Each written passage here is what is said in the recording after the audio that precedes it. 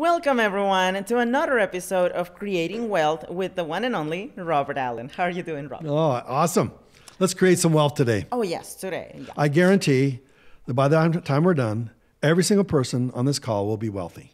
Oh, for sure. You want to know how? I believe that one of the things that make you truly wealthy is having the right mindset.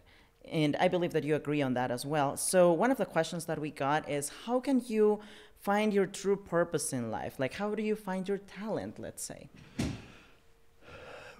When you believe the lie that it takes money to make money, then you believe the lie that money is wealth. And therefore, wealthy people have money. They have cars, they have real estate, they have businesses, they have jewelry, they own stuff, therefore they are wealthy. That is a lie. Wealth, that's what I call wealth with a small w.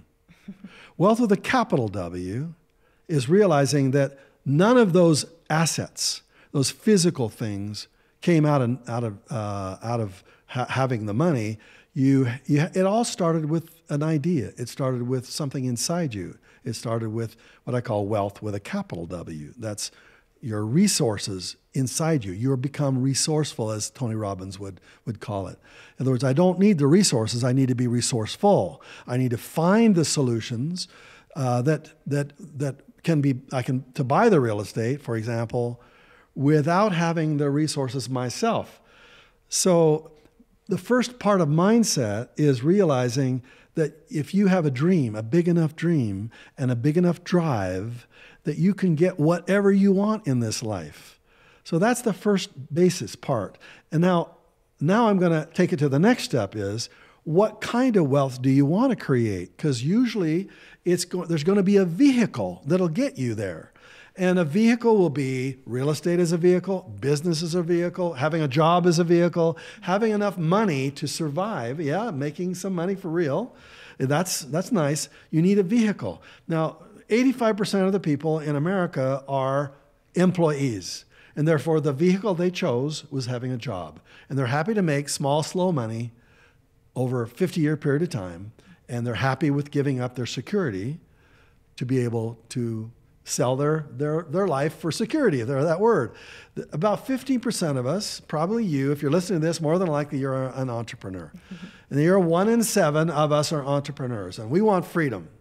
And therefore, we are willing to take risks. We have a different kind of mindset. Therefore, our vehicles are different than jobs. We don't want a job. That's the last vehicle we want to get in. In fact, if we have a job, we want to get out of that vehicle as quickly as we possibly can. We want to make big, fast money. And big, fast money means we need a business. We need some side hustle. We need some real estate investment. We need stock market. We need crypto. We need, NFTs. We need the new ways of making money. We have a vehicle. And therefore, we have to learn how to do that vehicle. My book, Multiple Streams of Income, talks about 10 ways of making money, totally different kinds of vehicles. If it's real estate, great, super. Then you're going to invest your time in that vehicle and you're going to choose it. Now, each of those different multiple streams of income require different systems. If I'm a stock market person, I'm usually a numbers person. I like numbers. I like the intricate details of numbers. I like to look at stock charts. I like to watch the things change. They are numbers people, not people. They don't care if they ever meet a person. They like to stay at the front of their computer screens for the rest of their life. They like it. That's who they are. They are numbers people. And therefore, I would tell them, don't do real estate, don't do business. It doesn't fit who you are. Now we get into the question of purpose. What is your purpose? That means I have to fit my talents and my gifts to the vehicle I choose. So for me, I just knew real estate was my vehicle. I just knew it. I just loved it. I went to seminars. My first seminar, I graduated, I got my MBA. I couldn't find a job, so I started, wondering. Just before I graduated, as a matter of fact, I got a notice in the mail from a seminar that was in Miami. Oh. I was in Utah. I got in my car and I had my buddies, my roommates, paid the gas for us to drive to Miami to go to a seminar that really wasn't the kind of seminar I should have been going to. It was for builders, frankly. But what it proved to me that I was willing, that I was passionate. And that's how you know you're willing to sacrifice. You're willing to give up for things that you're really passionate about. So that's a part of this purpose in life. That's how you discover what you really like. Some people are passionate about the stock market. Some people are passionate about NFTs or crypto or real estate or owning a business. Some people have been business people since they were kids. They would be the ones that would be selling, trading cards to their friends, baseball cards. Warren Buffett, he made his first fortune, selling bottles of Coke bottles, empty Coke bottles, door to door to door. It was, picking up Coke bottles and making a nickel here and there until he eventually bought Coca-Cola, the entire company. So sometimes you are on purpose for many years. You've been on purpose. You've been doing those kinds of things for maybe since you were a young kid. For me, I wasn't. I read a book called How I Turned $1,000 into $5 million in real estate in my spare time by William Nickerson. And I thought, I got $1,000. I think I could do that. Real estate was good. I went out and bought my first property, graduated from college. I was into real estate within 60 days of walking out with a master's in business when nobody wanted to hire me. I was on my way to my own fortune. I don't want to be an employee for anybody. So this purpose question is 4 fundamental pieces. What are you good at? For me, I was good at real estate. I was good at finding deals. I was good at negotiating deals. It's a people business, and I liked it. Are you good at numbers? Well, you discover what your talents are. Are you good at persuasion? Are you good at solving problems? Are you creative? These kinds of talents. Then passions. Do you look at your library? Look at the books that are in your library right now. You're watching this right now. Why? Why are you watching this? Why are you investing your time in this? Because you're fascinated. You go, I want to be like him. I want to learn how to do what he does. I want to. So you're going to come back and you're going to watch more and more of these videos because it's who you are. It's just what you do, right? Passion. Then values. What is a value? Value is something that's important to you. It's just what you have to do. You can't not do it, Values. For me, I have to include in my wealth the creator of all wealth. I have to say, my Heavenly Father, my higher power, I need to have him on my team. And therefore, I need to be honest and ethical. I need to solve people's problems and not make them worse by buying their property and leaving them worse than when I found them. I want to make them better when they leave from my example, from my buying, right? So for me, my spiritual values are really important to me. Now, how do you know what something's important to you? It's a priority. Think of that word, priority. Priority means prior to. That means before anything else. You are prior to anything else, you would do that. And if you do it prior to everything else, then it's important to you. And if you say that something's important to you, like your family or your health, or whatever else, if you say it's important to you and you don't put it prior to everything else, is it really important to you? People say it all the time. So values are what you do. That's how I know what people's values are. I just look at what they did.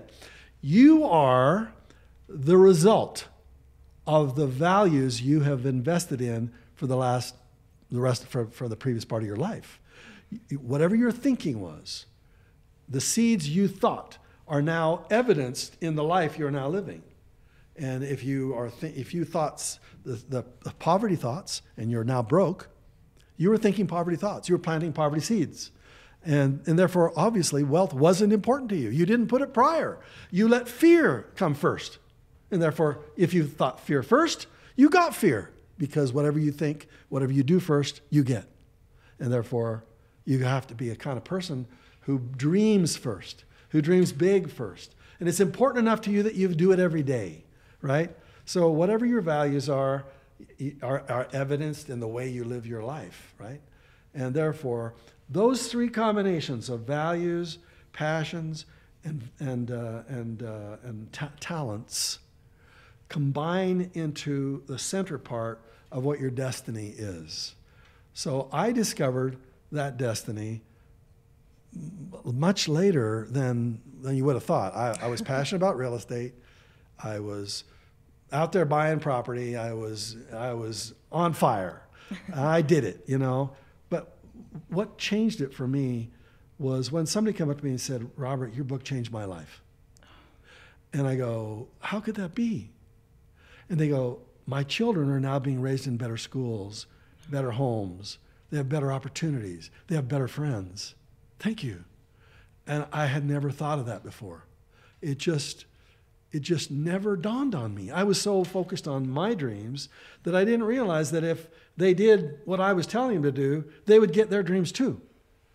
And I realized that my three strengths, my passion for real estate, my values for doing the real estate, my talent for buying and flipping the properties, that those three combined into what I then grew into my destiny. It is my destiny to talk to you now, today. We may never see each other again. This may be the last time you ever bump into me. But if you're smart, you'll click on the next video and watch the next one. But if you're not smart, well, wealth with a small W. But if you are smart, and if this resonates with you, you'll go deeper with it. You'll learn it. You'll say, "Thank you, Robert. You changed my life." Now, I really didn't change your life. No, you had to do it. No, I was the catalyst. A catalyst is a spark that ignites your passions, values, and destiny. It ignites you. And you realize that's who I want to be. That's not only who you want to be, but it's who you are right now, right? So if that's the case, you'll resonate with me because you'll go, "I want to be like that guy. I want to do what he does. I want to think the way he thinks. I want to watch his message. I may not be the kind of guy that represents who you want." Then don't watch anymore. Goodbye. Go find somebody else. Find another mentor. Hello. Goodbye. But if it resonates with you, let me give you one of my free books to get you started. Click on the link down below, get a copy of one of my books, or get involved in a coaching program. Let us teach you exactly a free examination of where you are and where you could be. Maybe it's investing with us. Maybe we do all the investing and you just provide the resources. Maybe you'll be the angel and we'll be the bird dogs for you. However that happens. Bottom line is, if you feel as if this is the right thing for you, then follow your intuition. Just go for it. Do it. Get it done. If it doesn't feel right, please go find somebody else.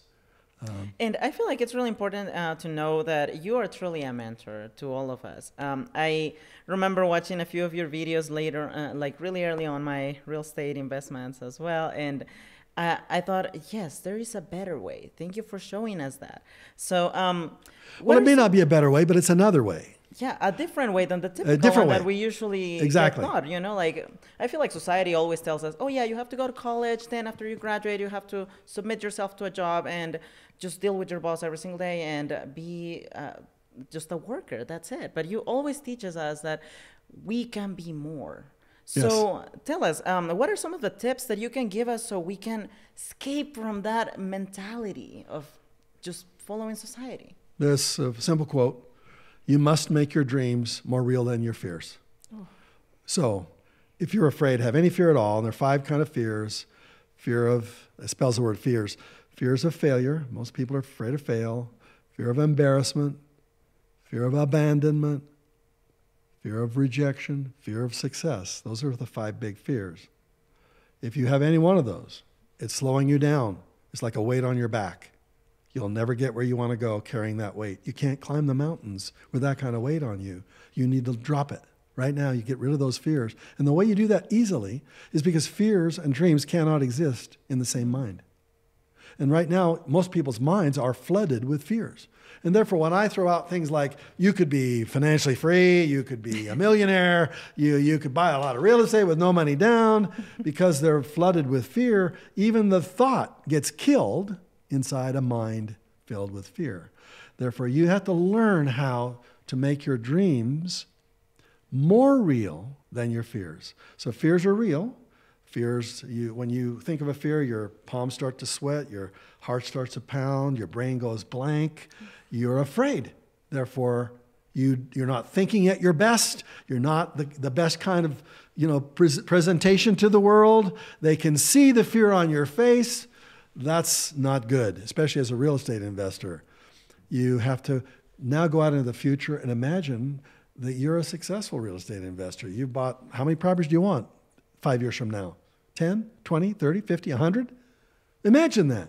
Imagine living your dream home. Walk up to the front door of your dream home. Open the door to your home. Step inside and experience your dream home in all 5 senses. That's the secret to making things more real.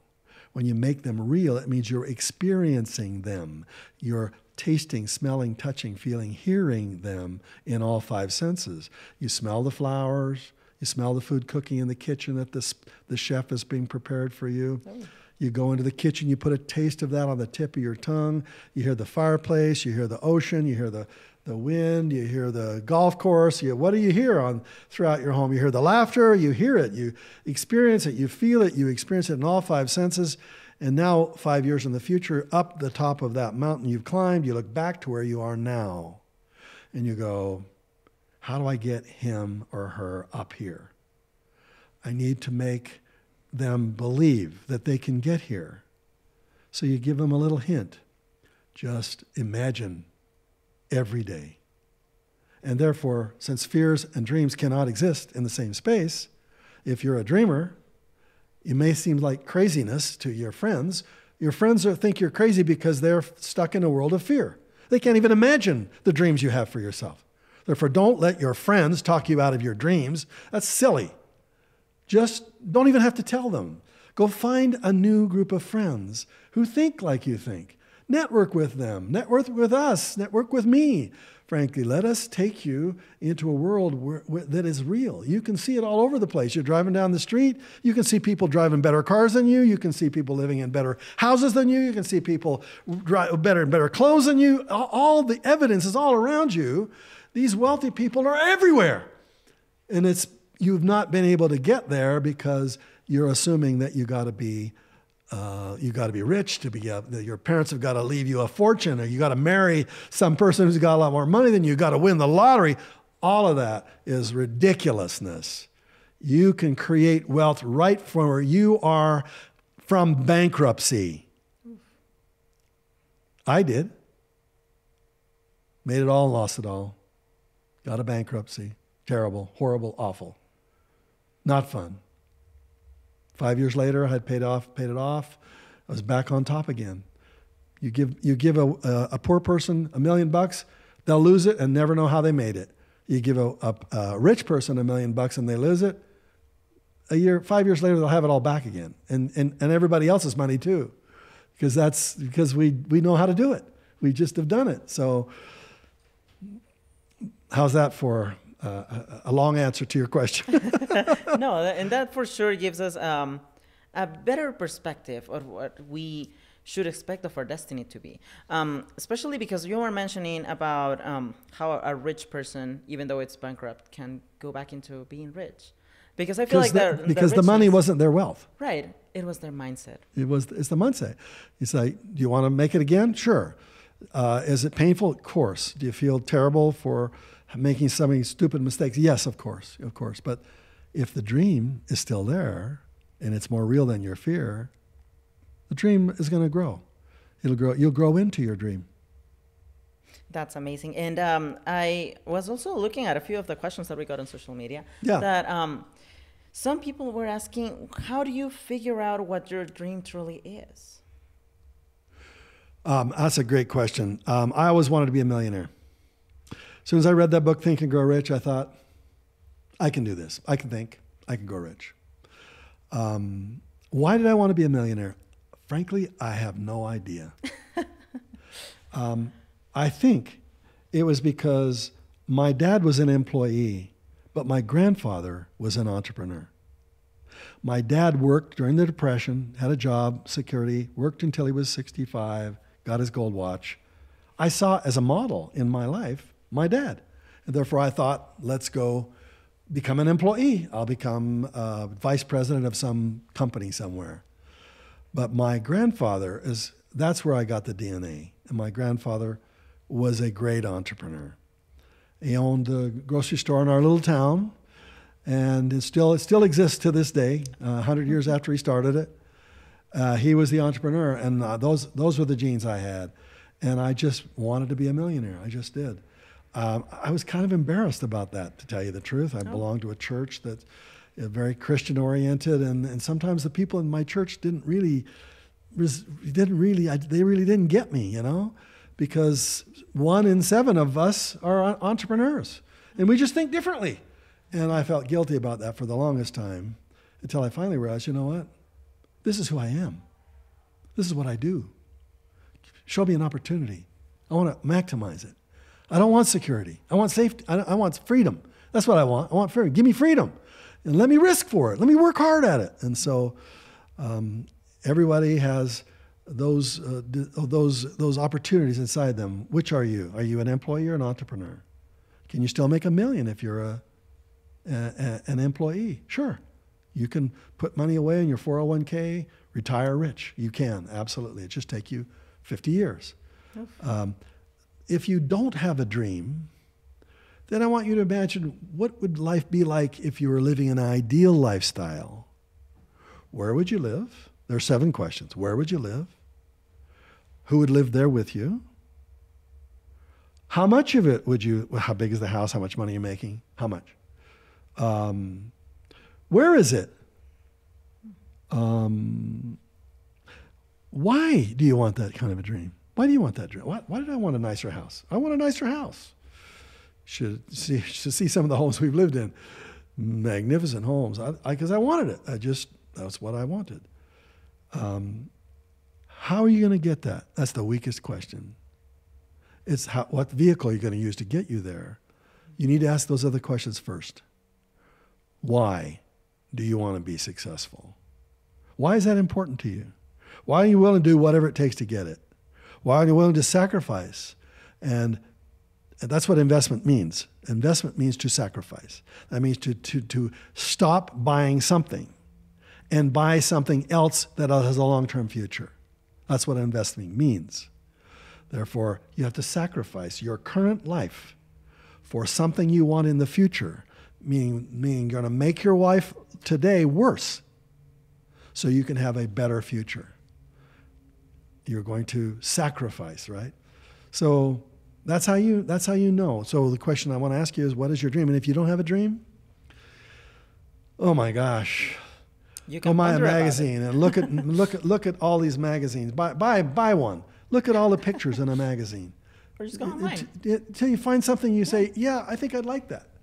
But you know, some people are not money people. They're not money oriented. They're not stuff oriented. They don't want stuff. They don't have a dream. So you know what I tell them? Go get a job and work for 50 years. And I feel like even if you didn't find a house that you really want, let's say that there's a goal that you have. Let's say that you want to become a mentor later on. Yeah. You can become a mentor after you have mentored yourself through success. To where you want. Exactly. Mm-hmm. Exactly. In fact, Amazing. That's ultimately what you want to do. That's what I do. I got what I wanted. Now I'm going to help you get what you want. And why do I do that? Because that's my purpose in life. That's amazing. Thank you so much again, Robert. And I feel like all our audience now have so many awesome questions that they can start pondering about, so they can truly find what their purpose and goal in life is. And then again, if you really want a friend that is going to help you and motivate you, like to achieve your goals and get to your final destiny of success, that's Robert right there. So that's your new mentor. And thank you so much again, Robert. And we are so excited for the next episode, in which we're going to talk a little bit more about real estate and how to get more invested into it. Then again, thank you so much to all of you, and see you in the next episode.